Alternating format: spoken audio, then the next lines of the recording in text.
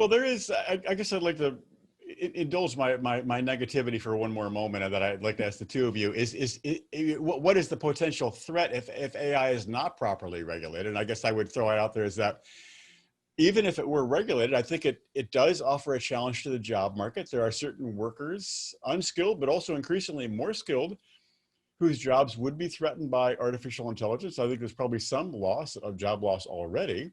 And I think there could even be a regulatory framework that says, okay, you must use AI only for good. And yet still a company could eliminate many job positions within a fairly benign regulatory framework. Jilly, is any of this make any sense? Well, automation definitely changes the way, who's doing what job. So, and again, we've been through significant rounds of automation. I'm getting into my historian mode here, but Right. End of the 19th century, 70 to 90% of the population is working in agriculture. Mm-hmm. And of course, that changes over time.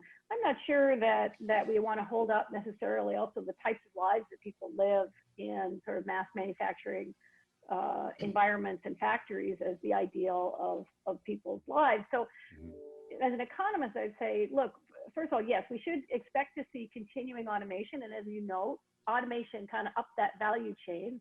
My colleagues in law certainly are going to see some of their work displaced by artificial intelligence as well as the factory worker. Right.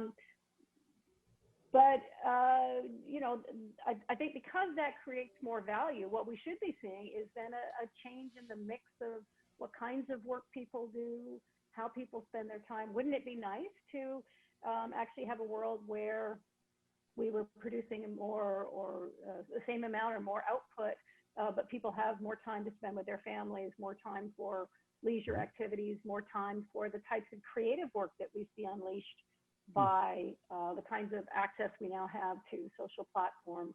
We can write, we can post videos, we can do artwork. So we'll definitely see a different world. I think the question is, how do we share the surplus and the benefit of these technologies in a way that is equitable and supportive of the flourishing of human lives?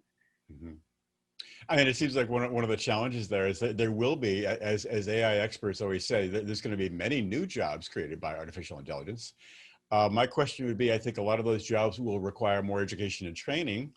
And at the present moment, it doesn't look like we're set up for that. We have a trouble educating our populace, at least here in the U.S. So, see your take. What is the potential downside? If you humor me a little bit of my negativity, is there a downside if AI is not properly regulated?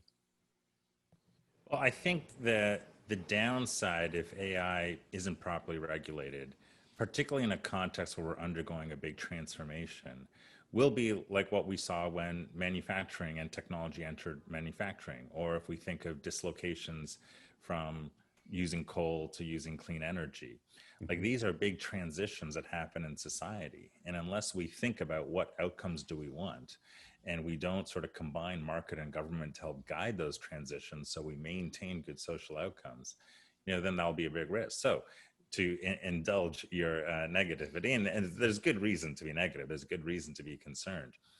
One big concern of mine, if we don't regulate AI, is that the current inequities that we have in society will get frozen in, because AI will just replicate all the biases that we have and make them kind of permanent versus just cultural and social. So that's a big problem. We're already seeing the growing inequality that's happening right now, and I think AI could just exacerbate that. And then to your point, we could see massive sort of job losses and replacements that happen with AI. And if we don't do that thoughtfully, then all of a sudden you're going to have entire groups and large groups of people who find themselves really limited with opportunities. So we're seeing all these anecdotal issues when it comes to education. You heard about the story of how people were assigning grades and that didn't work out, and justice when they're trying to use AI to sort of determine whether people are guilty or not. That's not really working out. Health is a big concern area. So there's plenty of downsides for sure. But I wouldn't want to throw the baby out with the bathwater and ignoring the upsides. And we have a fundamental belief that AI can be a force for removing inequities and guiding a more equitable recovery as we come out of 2020.